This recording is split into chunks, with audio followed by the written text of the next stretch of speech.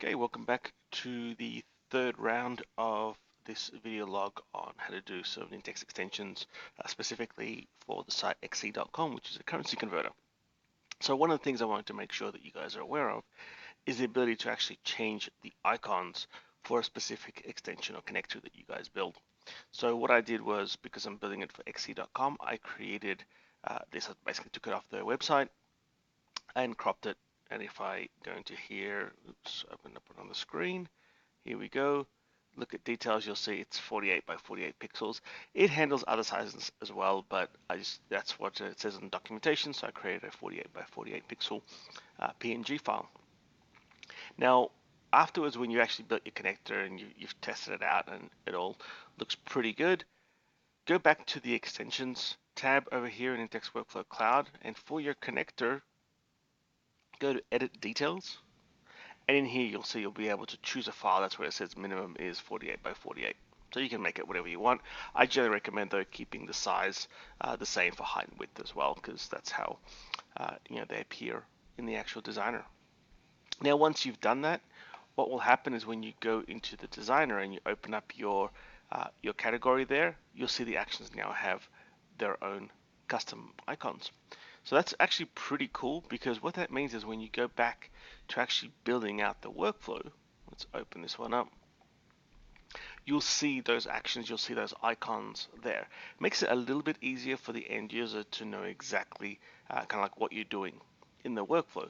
So for example, let's say you had an action in there that said something like upload file, and it takes a file and uploads it somewhere, right? If in here you'll see upload file, etc. And if you had a generic logo in there, people wouldn't know exactly what this is doing or where it's uploading the file. In this case, because I have the Xe logo in there, people will know that when they're looking at this workflow, this is using the Xe, this specific action. So for example, if I got rid of Xe.com in here and just called it get available currencies, because they were using Xe, people will know that when they're looking at this workflow, this action is actually talking to Xe.com to get the available currencies, not some other online currency converter. So it's just a nice little way to make it a little bit easier. And also when you start sharing out your extensions with somebody else, for example, let's say you have another tenant or you're an Nintex partner building out something for customers, makes it a little bit easier to share out the actual JSON file, which is the extension, and an image as well, so they can upload both at the same time and use those. Makes it a little bit easier. So you can see, for example, under box, you'll see they'll have box actions. This is actually a really good example, because if you look at box and you'll say delete a file, if I drag that on there, I know exactly what this is doing. This is deleting a file from a box environment. If I was to go back over here and look up some other online provider that did that as well, I would want to make sure that the logo is there so I know exactly what it's talking to.